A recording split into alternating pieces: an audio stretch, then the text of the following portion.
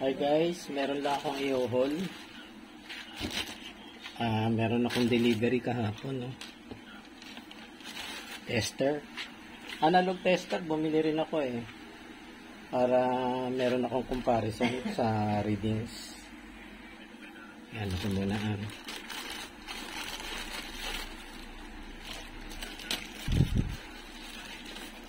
$218 pala to, no? Sa Shopee.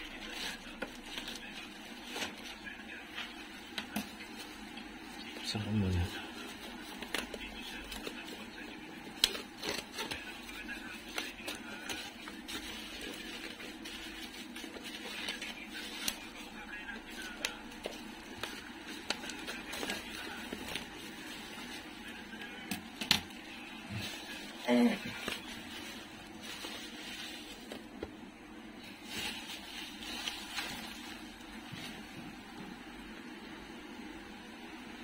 Sanwa YX360TR. Hindi Sanwa. Yung sikat na Sanwa eh. Ito naman Sanwa. Mura lang naman kasi.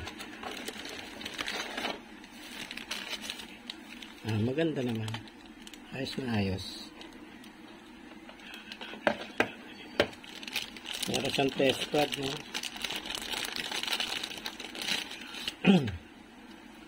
May manual.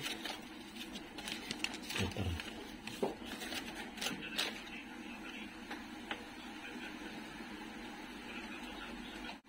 Mukhang walang kasamang baterya.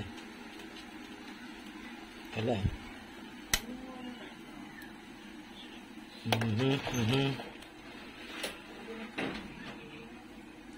Walang kasamang baterya.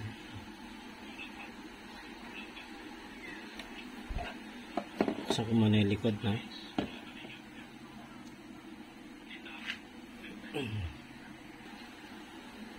Ba't kaya hindi pa sinamahan ng baterya?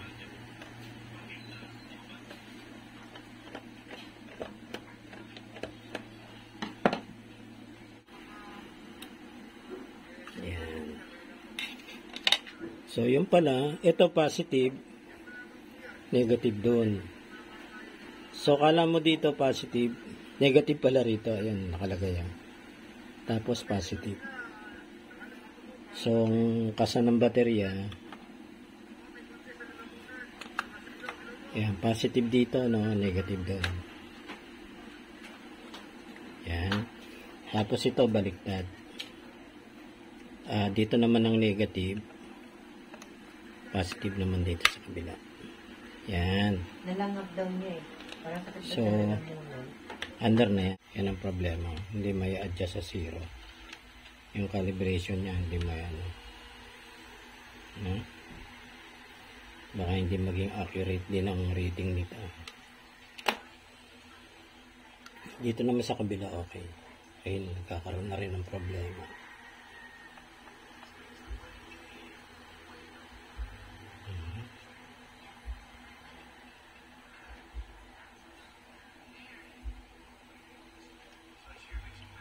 May problema ang calibration. Tingin ko muna nung makabili ako ng bagong baterya. Baka naman pag may bagong baterya eh, mabago na yung calibration. I-off ko muna.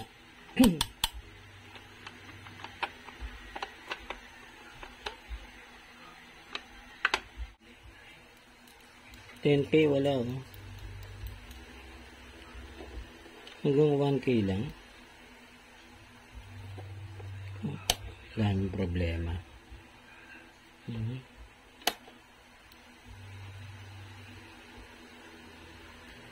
Yan. Okay.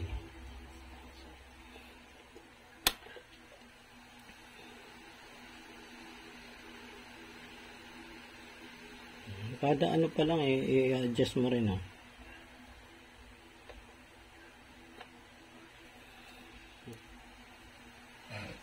Talaga. Dito nga sa 10K wala eh. 1.5 1.5 1.5. Tama sa ano, no? Sa DC volt. 1.5. Kasi 10 ang ano, 10 ang settings niya. So, dapat dito sa 1.5 dito. Yan, tama naman. Ang problema lang ito. Itong 10X ayaw mag-ano. O, wala. Tapos, 1K. Okay siya sa 1K. Okay siya sa 1K. No? Yan. Kaya lang, yan lang dito. Kailangan pa nito guys ang further evaluation, ano? May mga problema. 10K. X10K not working. Tapos, ang X1 resistance settings, hindi ma-set yung 0 dito sa right side. Good naman yung dito sa ano, no? Infinity. Sa infinity side, dito ang ano na, no? Dito ang settings niya. Okay naman. Ano pa ba yung nakita ko? Wala na. Ito, hindi ko alam kung anong gamit nitong output dito.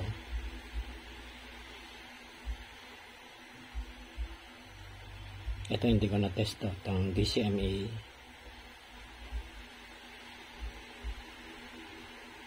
Pag transistor pala, X10, no? X10, 15 mA. X1 continuity, dapat tong continuity may buzzer to, no? May audible, wala siyang audible. So yun yung cons. Ano yung cons eh? Isa, dalawa, tatlo. Tatlong cons. Parang ano lang eh. Parang project lang ng high school eh. Ayan. Sabagay, magkano lang naman, pero dapat sana maging ano eh, naging functional naman. So, ano yung mali? Saka ganun siya.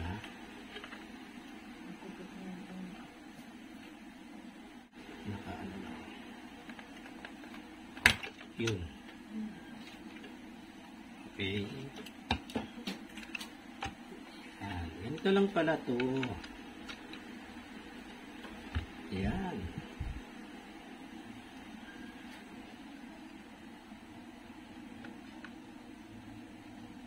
Okay na yun.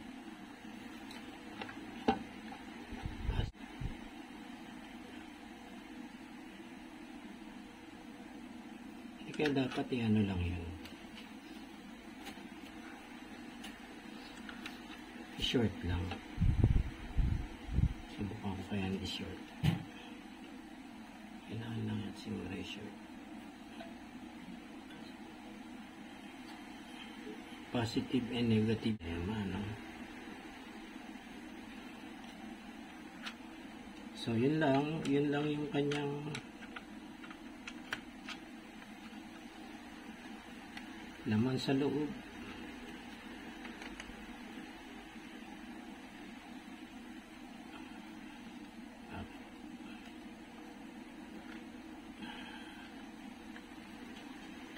Yun.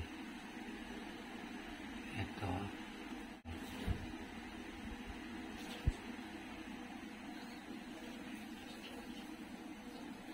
May battery siya.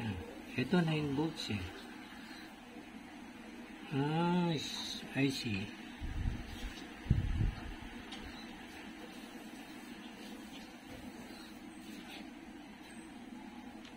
Tama ka, may kailangan pa dito.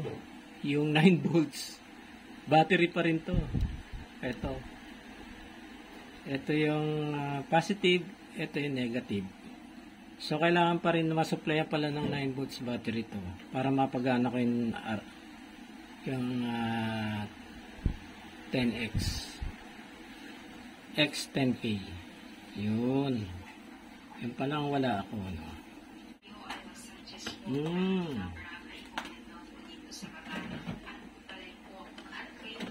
Mukhang hindi na kailangan pala. So, tinanggal ko na to. Hindi na pala kailangan, no. Didikit na lang dito sa terminal.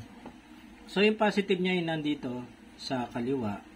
Dito sa palabas. Dito sa loob is negative. So, pantay ba? Okay. So, ito. May stopper siya dito, no? Ito. Stopper siya. So, aakma talaga yan. Yan, nakaakma na. Ganyan ang itsura niya, oh. Yung coding ng alambre parehas blue. Dito naman parehas red. So, ngayon, ano ko na. Ibabalik ko na itong cover. Tapos magte-test ulit ako. Dali, ah.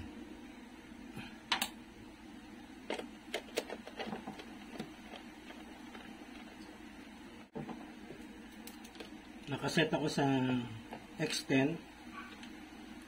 Yun. Okay. Ayos na. Working pala siya, no? Tapos tignan ko ulit dito sa X1 kung nagbago. Sa X1 medyo yan. Hindi pa rin maayos yung kanyang calibration sa X1, no? Samantalang dito sa sa X10, yan. Nakakalibrate siya. 100. Calibrated din. 1K, okay. And 10K.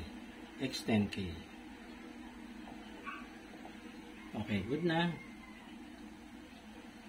At least nabawasan yung problema.